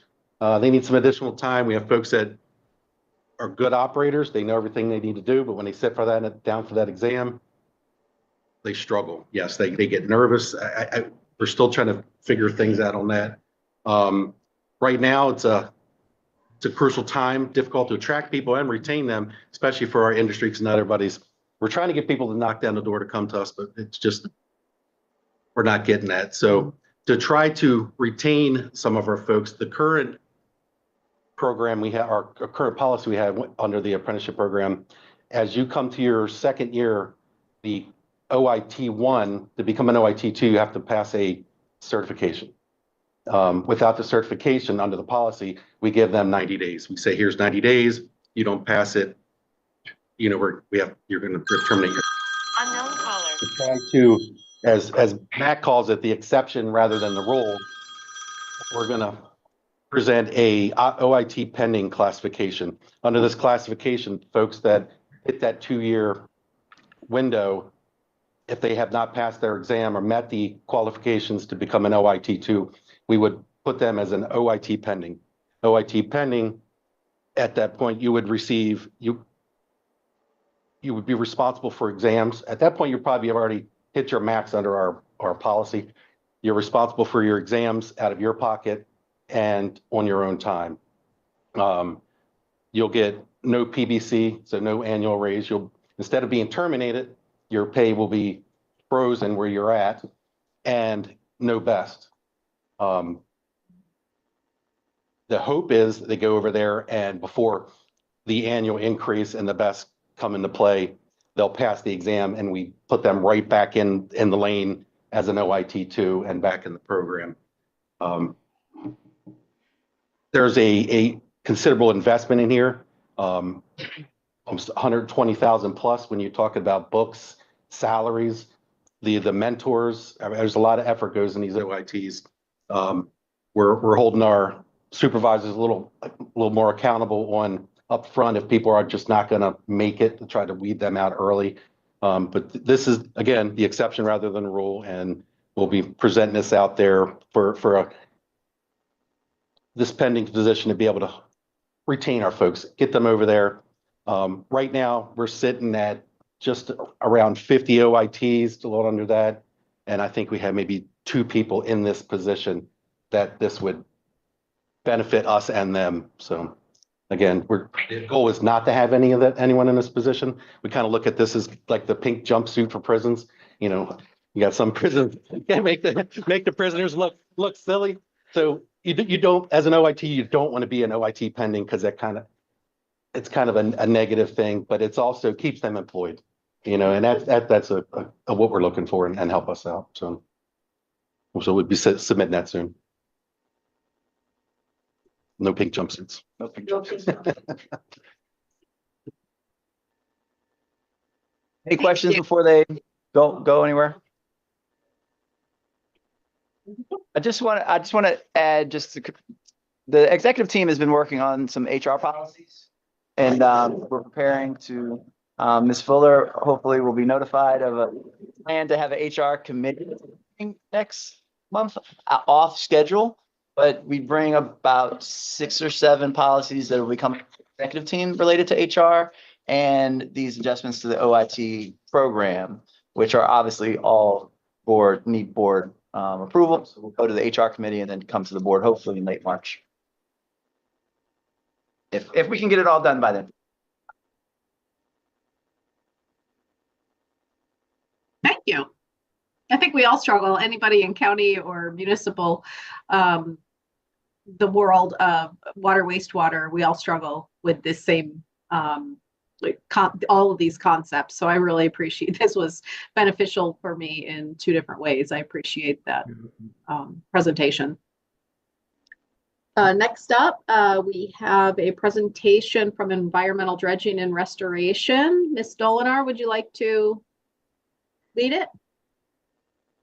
Yes, thank you. I'm going to introduce Lisa Berry, who's a Senior Environmental Specialist 2 on Poplar Island. She is the field lead on wildlife response and harmful algal bloom response. Lisa brings a lot of experience, having worked at the USDA for over 10 years and most of that time was on a Chesapeake Bay Nutria eradication team where they conducted surveys with canine dogs that were well trained. Lisa's been with us for 2 years, is doing a great job at Poplar, and thank you for presenting, Lisa. Absolutely. Thank you, Marnie, for that introduction. Good morning, everyone. It's nice to be here. It's nice to be right directly across from my mentor, Ellen, and change out my field boots with some dress-up clothes, which was very hard to pick out this morning. So today I'm going to talk about, as Marnie mentioned, how we combat and respond to harmful algal blooms and wildlife disease on dredge material containment facilities and our restoration projects. Last month at the last board meeting, Marnie gave a presentation, a great talk on the evolution of design and construction for our sites, which highlighted the importance of showing that our sites are used as stopovers for migratory birds and provides home for a wide variety of wildlife, which includes nesting birds, diamondback terrapins. So it's very important. And it's important and special to me to work on Poplar. Today, I'm going to be bringing up with every desirable situation comes challenges. And there's, I'm going to look at my notes. Thank you. I'm a sucker for quotes. So no rose without a thorn. So today I'm going to talk about 2 thorns that we handle at our sites. We experience on occasion. When I started any new thing, I like to ask why, and I'm sure that you all have that same question of why we experience these on our sites. Next slide, please. So these 2 pictures will show a visual of dredge material that is brought in and inflowed to our site contains high nutrient concentration, specifically phosphorus and nitrogen. You add that to a shallow stationary pond, and our average depth is about 2 to 6 feet. And then during the summer and fall months, you have ample amount of sunlight. That is ideal growing conditions for bacteria and algae. And that impacts our wildlife and impacts human health. Next slide, please. Next question I like to ask is how? And what's important to us and myself is teamwork. And back in 2018, when Poplar, all sites and Poplar came together as a collaborative front, a united front, to establish monitoring techniques, safety procedures, and sampling protocols. And we did this to ensure that we maintain human safety and protect wildlife and cause no harm to the environment. So safety is one of our pillars for MES, and along with a project goal that Propler has is to cause no harm to the environment. So it's very important that we have these SOPs established and response plan that we follow. Next slide, please. So I'd like to start off going over HAB response, just to give you a background and a sense of our monitoring. Each site we monitor for presence of HABs year round. So that's visual surveys. And then May to October, we do monthly sampling.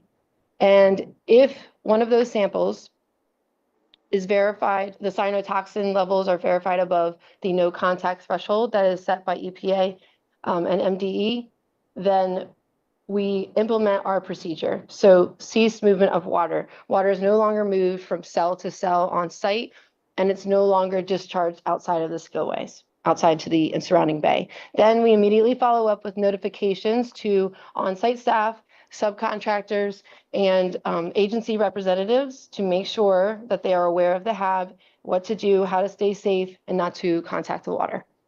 HAB fact sheet shows pictures, descriptions like what it might look like, it smells, like the blue-green algae, and then safety procedures to follow, what PPE to use if they have to contact the water. And also decontamination SOP for vessels that have to access water and construction equipment. Next slide, please. An example of how, why we might have to contact the water, we do this, environmental staff will go out and we have to follow the SOP of following up algae samples every 2 weeks. This gives us a sense of the HAB status, and we have to notify our project team about HAB status and our collaboration partners, and to get a sense of, okay, when is the water safe to be able to discharge or touch? So again, it gives HAB status, it gives us knowledge on cyanobacteria concentration, toxicity concentration, and then necessary safety measures if we haven't already touched on those. MES staff and U.S. Fish Wildlife staff work together to monitor for signs of sick or deceased wildlife. And I wanted to point out that even though no large mortality events are directly linked to HABs, HABs and mortality events happen they occur at the same time. Next slide, please.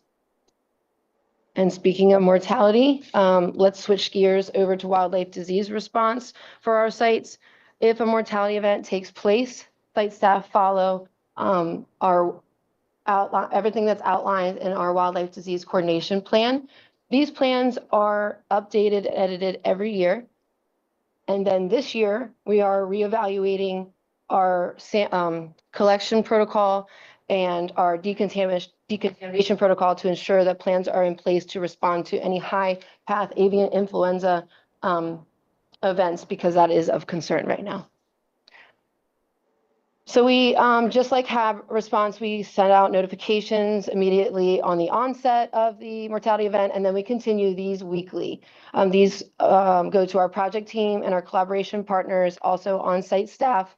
That describes the number of species that we have collected, whether they're live, sick, or dead, and then just a breakdown and what measures we're taking to fix the situation.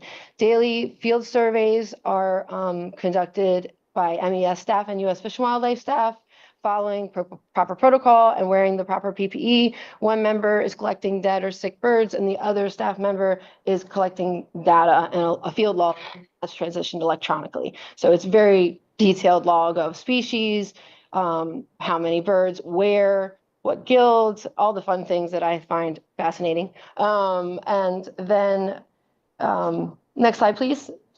If we do collect any sick live birds, we do stabilize them on site, and specifically this is at Poplar. We bring them to our lab, we put all our PPE on, and we give it a physical exam, check for injuries, clean it if needed, and then we hydrate it with Pedialyte. Yep, so we are all trained by Tri-State. We work really closely with our partner. This is a research and rescue center in Delaware. And so after treatment, we rest it in a nice, in our lab storage closet. And And we immediately coordinate with Tri-State to get transportation set up. We like to do it that day if possible, but if we can't, it's the next day. Tri-State updates us weekly on the disposition of each bird. And we also then provide that update to the project team. U.S. Fish and Wildlife Service, if we are able to collect any fresh dead carcasses, we are able to submit them to the National Wildlife Health Center for analysis, and this is to determine the cause of death. I know this was a lot of information in a short period of time, trust me, but if you have any additional questions or if you need more information, please contact me or Marnie. We're happy to help. I also want to add that for HAB response, we are looking into advanced monitoring techniques and advanced control, specifically also to poplar, to help prevent these HABs and help control them throughout the year. So thank you everyone for your attention. That was a good story, right? That one last. Yes, yes, that was a good one. Yes, of course. No. Thank you, Ms. Berry. Any questions? All right. Thank you very much. Appreciate that. And last but certainly not least, we have technical and environmental services. And is Ms. Slatnick available to launch this? No, you've got Mr. Page today. Oh, okay, Mr. Page, take it away. Good morning, everyone. I would like to introduce Alex Hancock, an Assistant Environmental Section Chief with TES. Alex has been with MES for over 10 years, starting out at BWI before transferring down to headquarters to oversee our SHA group that handles drainage emergencies, among several other things. Alex is here to present the MDQI conference that TES recently attended, and I will turn it over to Mr. Hancock. All right. Yeah, good morning, everyone. I just kind of wanted to go over our attendance at MDQI. So I'll take next slide. So what is MDQI? So MDQI is the Maryland Quality Initiative. This is hosted by the Maryland Transportation Builders and Materials Association, MTBMA. And as you can see, MDQI does have a mission and kind of a scope of the event, and that is to provide the Maryland transportation industry a forum that fosters coordinated, continuous quality improvement in order to ensure safe, efficient, environmentally sensitive, and sustainable systems to meet the needs of all transportation stakeholders. So to kind of bring that into, simplify it, it's really an opportunity to bring a lot of contractors, clients, your state, county entities together to bring about discussions on important topics within the transportation industry. For MES, we were really focused on the environmental aspects, sustainability aspects, as well as the safety, especially with it being one of our 3 pillars of success. And so this was the 32nd annual conference that they held. It was held in a larger location within the Baltimore Convention Center, and there were over 1,500 attendees. There were well over 100 different exhibitors, and there were 25 different info sessions that you could attend. Slide. So for this year, we did attend the event last year, and we knew it was a great opportunity for TES to be there. We really wanted to represent this year, and that's why we chose to be exhibitors. So it was our first time doing that. We have just a great opportunity to bring in people coming to our booth to discuss, talk about opportunities where we can help our clients, other contractors that we can work with. And there's so many clients that I personally work with, and a lot of it is, usually over the phone or on a Teams meeting with no cameras. So having the opportunity to have names to faces and discuss more of those topics that we were working on outside of the conference was a great opportunity. And so just with being an exhibitor and, another way to get our name out there for this, for the transportation industry and what we can offer. And we even were top sponsors for the event. And we, of course, had plenty of representation at the event with 7 different MES attendees. And that covered my group with that works with SHA. We had members from the GIS team. We had a member from BWI and who works with statewide maintenance, as well as a member from our DNR group. So now I just want to go over some conference highlights, and I will explain shortly the man in the masked man for one of those. Next slide. 8. So yes, every year their MDQI does a different theme, and this year was Heroes of the Industry. And that being the case, it was kind of think superheroes, but on a more real scale. So for the transportation industry, more of your construction workers, your field crews, and all the exhibitors were suggested to participate, and it's very much encouraged.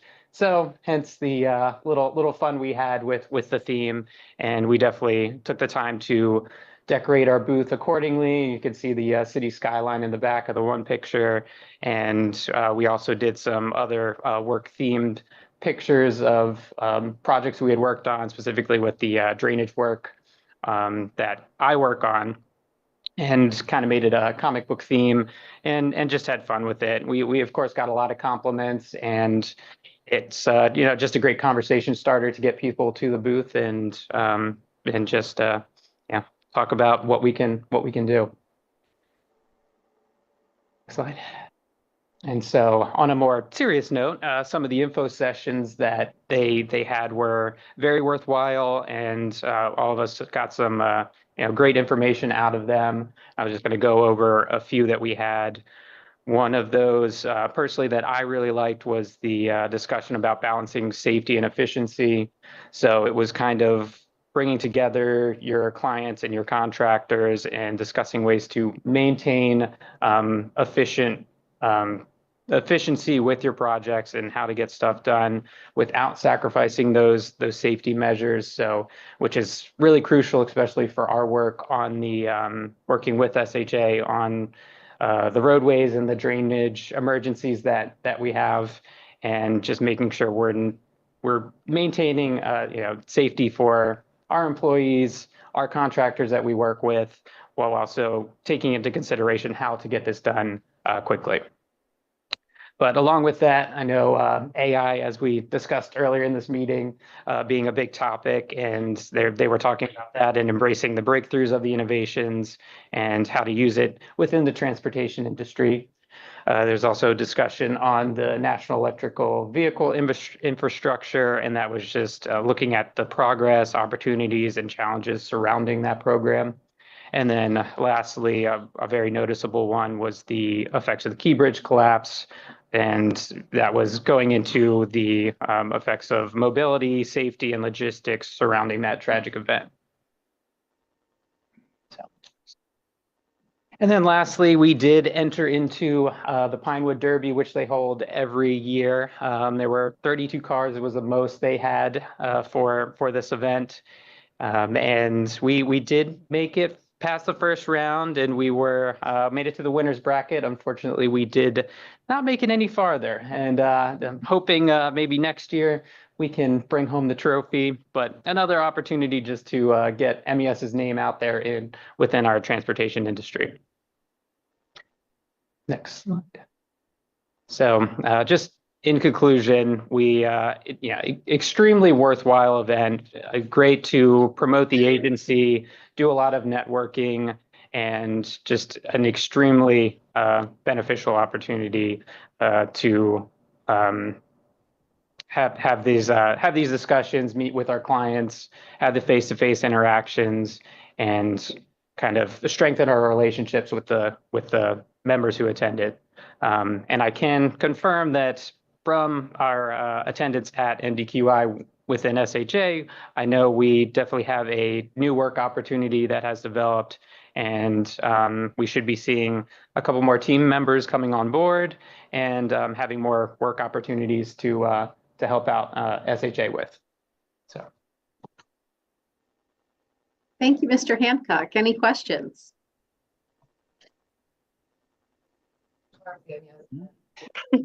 Yeah, it was a blue and the green one in like the middle. Yep, that one there. Wonderful. Thank you very much. We appreciate that. Is there any old business? I'm sorry. No, Madam Chair, I meant to wait until you said, but yes, I have some business. Okay. Is there any old business to bring to conclusion or to finish discussing, or new business for consideration? Just two things, real quickly. It is statute where the 200,000 limit is, and anything over 25,000, and it's in bolded. So this was just in 2021. So I don't think that we should challenge that. That was in response to Judge Mulkin's question. So it is in state statute. And the second thing is really proud of my son, who was accepted to lots of different schools, but we're going to be at University of Michigan a month from today. And so my wife is doing University of Maryland today, so I hope he is a Terp, but because of the cost. But we're going to visit University of Michigan, so I will be absent from the board meeting. If I can, I'll join virtually, but if I'm on tour or something, I'll be there with my child. So I'm just wanted to give the board that notice a month in advance. Thank you. Okay, thank you for letting us know, and good luck to your son. I hope he's a Terp as well. I'm a little partial. I have a little Terp myself. Okay, and our next meeting is Thursday, March 27th, 2025 at 9:30 a.m. We hope that Dr. Glass can join us, but if he can't, I'm sure Ms. Furketic can lead us through the path. I will. You know, I've done it before. Absolutely. We'll be in good hands, I assure you. Indeed so. So is there a motion for adjournment? So moved. And a second? Second. Okay, all those in favor, raise your right hand and say aye. Aye. Aye. I do believe we are now adjourned. Thank you very much for your attendance, everyone. And I hope you enjoy this nice weather that we're having. It's a nice little reprieve. I know that it's coming to an end here in a couple days, but and go enjoy it and make the most out of it while it's here. And hopefully we are going to be embarking